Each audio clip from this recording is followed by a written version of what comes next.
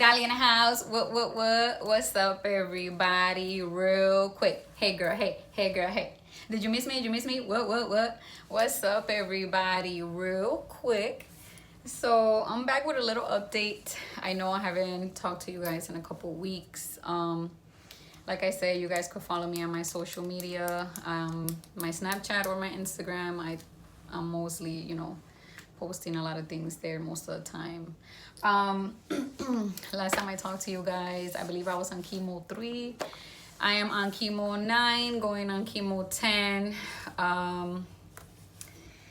Listen, I wanna tell you guys, that this journey is not as bad as I thought, So if this is something that you just got news about, don't get in your head, because that is something that I did and it took a toll on me, and honestly it's not as bad as we think it is.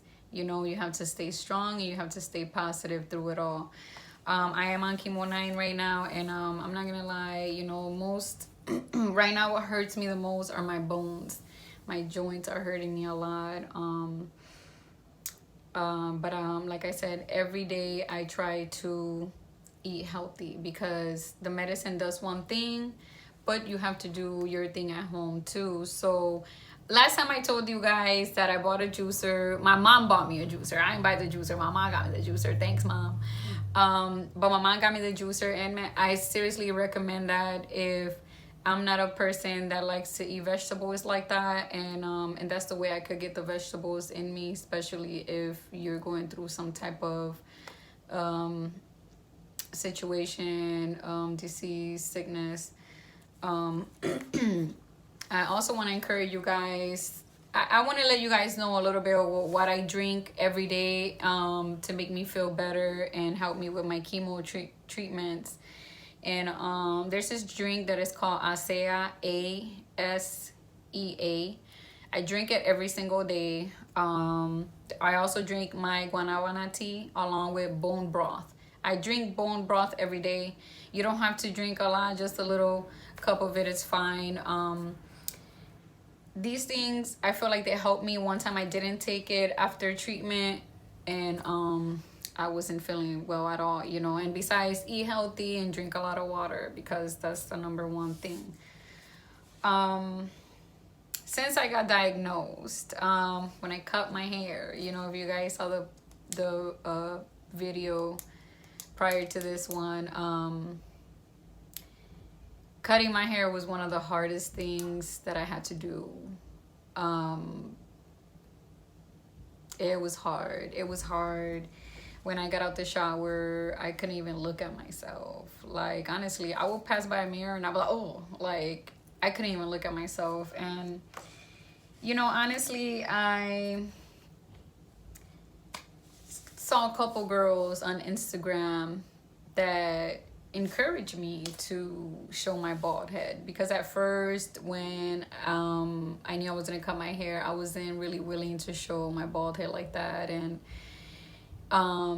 I think these girls, that are so brave to do it, that encourage me to do it, and I want to encourage other girls to do it, to love yourself, however you are, whichever way your hair doesn't make you, and before I was that person that, like I said, I was always getting my nails done, my lashes done, my hair done, and now I can't get my lashes done or my nails done or my hair done. And guess what? That doesn't make me. I'm still me. Might as well show you guys, oh, Jesus, Lord. I'm still trying to get used to the fact that I am bald. And like I said, when I got out the shower the first time, I cried like a baby. I cried, and I give it to women that, just cut their hair and it's like whatever. It was so hard for me.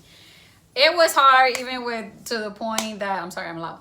Even to the point, like, I'm with my husband and I'm like, oh, and he's like, babe, but I love you, you're fine. And I'm like, I needed time. I needed time to be used to me, and that's okay. That's okay to need time. The only thing is, don't stay stuck. You know, it's okay to cry, it's okay to be sad, it's okay to be down, it's okay, but you have to get back up. You know, you have to cry that day, cry tomorrow, but don't let that beat you, you know. And I can't even believe I'm talking to y'all about, because this is crazy. Anyways, I want to encourage women to get checked. If you haven't got checked, please get checked. If you do get checked and you happen to come back with the result of is positive, listen, you have to take it one day at a time, okay? And it's a good thing maybe that you got checked and we found it on time. See, my doctor did tell me I'm lucky, you know, because they found this on time. Had they not found it on time, by the time I'm 33, by the time I was maybe 35, 36, I wouldn't have made it. So that's the way women have to look at it, you know. If you're just finding out that you have this, you know, I had a friend, you know, the reason I make these videos is because one of my friends' sister got diagnosed. She's my same age, and she actually called me. We talked on the phone, and she told me that she came across my YouTube video, and she said she just felt like it was, you know, God talking to her, because she had just got diagnosed. And then, you know, she clicks on her Instagram page and I pop up, and she clicks on my video, and there I am talking about this. So, you know, that's all I want to do is encourage women, not only women, everybody in general, to get checked, you know, men also. It's crazy because I'm over here, of course, woman empowerment. I want to empower women, but never did I think that I was also empowering men. And I actually had a guy write me, and I guess, you know, he had like a little fro, and he didn't want to let go of his little fro. He didn't want to cut his hair, and he said he saw me, and he saw me cutting my hair, and he was just like, oh my God, if she's a girl and she did it, you know, I could do it too, you know. And he went ahead and cut his hair also. So I just want to encourage people overall to, you know, listen, when you have a disease, when you have not only cancer, anything, you have to fight, you know. You have to tell yourself, this thing is fighting with me, I'm not fighting with this thing is fighting with me, and I'm gonna beat it. And that's how you have to, you know, tell yourself every day, and talk to yourself every day, because there's days that gets hard, there's days that you don't know what to think, there's days that you're numb, there's days that you're like, oh my God, you know, you just start overthinking things in your head.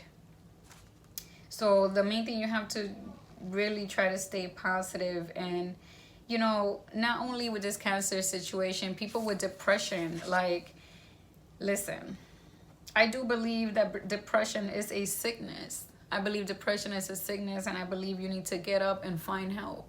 The same way that if I don't go to my chemo treatments, then guess what? I'm just waiting for my time to come to be gone, you know. But if I get up every day and fight every day, and I go to my chemo treatments and do what I have to do, I know I'm gonna be all right, especially with God by my side. If you're a person that has depression, you have to get up. You know, okay, you don't want to. You know, some people don't want to. You don't even want to take care of your kids if you have kids. You don't even want to get up from your bed. But guess what?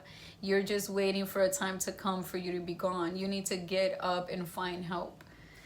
Sorry. Besides that, you have to get up and you have to find help. Like, honestly, when I first got diagnosed, you know, you look at life a whole nother way. Honestly, it's like a wake-up call. It's like a reality check, you know. And when I first got diagnosed, it was so hard for me. Did I cry? Yes. I cried so many times. I still cry. I get out the shower and I cry just thinking about, you know, I'm going through this, you know, and even the more things that are to come, you know, I still cry, you know, but I don't let that stop me. You get me? I cry, I pray, I cry, I pray, and then I get up, you know. And a lot of people ask me, oh, are you depressed? And I'm not depressed. I don't feel depressed. You know, I feel that I have my days where I'm sad. And it's okay to have your sad days. The only thing, it's not okay to give up. It's not okay to quit. Don't ever, ever, ever quit, as long, you know, as hard as it gets, you know, no matter what, you know. And I had people come up to me and tell me that have gotten diagnosed, but you know, I'm that support system of my family. I'm the strong person of my family. Listen, I am also the support system of my family. I'm also that strong person of my family. I'm the go-to person.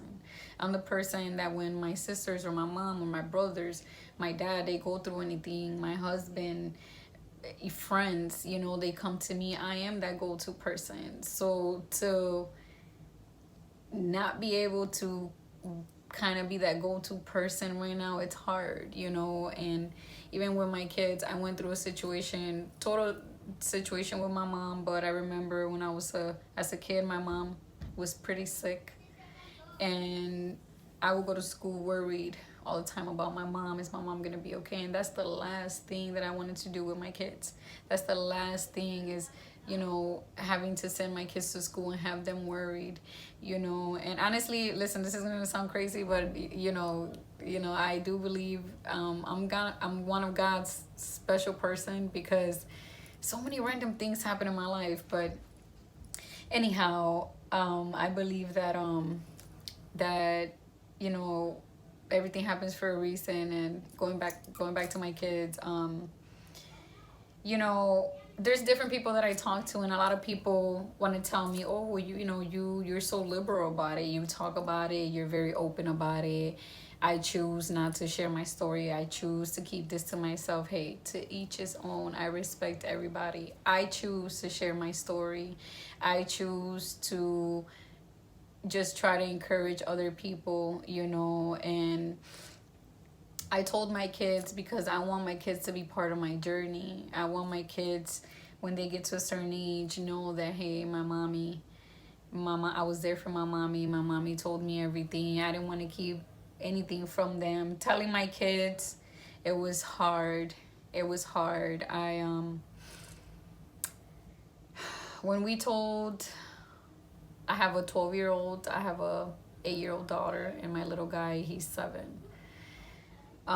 We sat down, my 3 kids, and when we first told him, my 12-year-old right away understood what was going on, and he just broke down crying. Mom, are you gonna be okay? Are you gonna be fine? My 7-year-old, my son, he's more like, mommy's gonna be fine, you know, why are you guys upset? And my daughter, I guess she's the one that got to me the most, because, you know, at least my 12-year-old, he let it out. He cried it, he let it out. My daughter didn't let it out, you know. She was holding back and kept, okay, you know, it's fine. It's fine. And I'm like, you know, say, are you okay? Yeah, no, okay, it's fine, mommy. You know, and I knew she wanted to cry, but she didn't cry. She held it in. But then I remember waking up like at 1, 2 o'clock in the morning, and she's just sitting next to me looking at me, you know, and she's like, Mommy, I'm going to take care of you, and everything's going to be okay.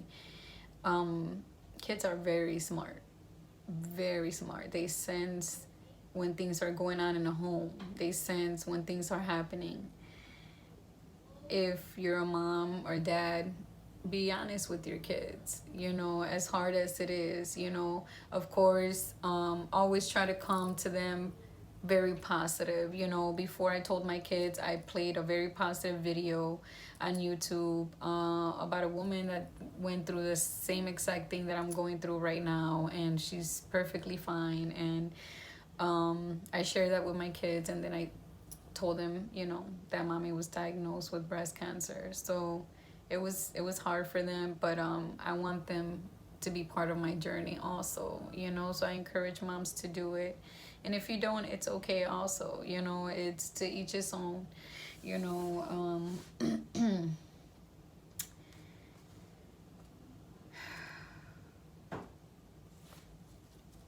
Right now, what I have next is I'm on my 9th chemo. I go I have 3 more chemos to go for my first cycle. So my first cycle is 12 chemos. My second cycle is 4 chemos. The first cycle of chemo is called Taxol. The second chemo is called AC. You know, I hear sometimes the AC is harder than the Taxol, but then I've heard other girls say the Taxol is harder than the AC. So, you know, I just hope that this process gets better, because as the chemo goes on, my body, my bones hurt a lot. The food don't taste the same. On a positive note, you know, because I'm always trying to be positive here, you know, the not growing hair, you know, anywhere, it's kind of awesome for girls, you know. Hey, you know, let's enjoy those moments, you know, for now, because I don't gotta shave nowhere. Hey girl, stop lying. Nah. So that's the good part about it. I guess the other good part, you know, I am getting a double mastectomy, which is I will be removing both boobs, and then I'll get reconstruction surgery. So that should be fun. You know, I always wanted boobs, but I never got them because I was scared for whatever reason. And hey, only God knows why I never got fake boobs. But welcome, boobies. God willing, Jesus, take care of me. I want to encourage people. Listen, don't look at other people's sad stories, or people that weren't fortunate enough to make it, at least not right now when you're going through this situation, because it does take a toll on you. You know, there was unfortunately, I seen this video of this young girl my age that passed away from cancer, and that just blew my mind. I couldn't sleep, I couldn't think, I couldn't eat. It was just taking a toll on me. So don't look up your symptoms. Don't look at other people's stories that weren't fortunate enough to make it. You know, try to look at positive things. Listen to positive people. You know, try to stay positive. Overall, prayer. I keep telling you guys, God is key. God is good all the time, all the time. God is good. You know, I put my faith in him. You know, I don't go to sleep worried or what is tomorrow gonna be. I live my day by day, you know, and I just trust him, and I say, God, you put me here for a reason. You put me in this battle, and now I have to fight. And that's the way I look at it. All right, guys, this is my update. I hope you guys enjoyed it. I kind of want to show you guys real quick a little bit of my scars that I've been getting throughout this journey of mine. And also, I know if you know you're scared of needles, and don't be, you know, it's not as bad as you think. Sometimes we put things in our head and we kind of make it worse. Breathe, take a deep breath. It's gonna be okay. God is key. But one of my scars is where my port went. It's so ugly. The doctor did say that by the time, you know, when they remove the port, primeramente Dios, they're gonna fix the scar also. I do want to talk to you guys a little bit in Spanish y decirle un poquito de lo que está pasando conmigo, porque hay muchas personas que yo sé que me escuchan que hablan español, y muchas de las cosas que yo digo las digo en inglés. Pero rapidito les quiero decir lo que está pasando conmigo. Bueno, antes de entrar a eso, I just be all over the place, my bad. Let me show you my scar first, because I'll be all over the place. But this is one of my scars. It's so ugly. But you see, oh God, it's so ugly. You see the, you know, this port, it's a device, it's connected to one of my veins. And then, I don't want to be all over the place. But right here is where I got my biopsy. I actually got 2 biopsy done. I got one here, and then I got one a little more by my boob.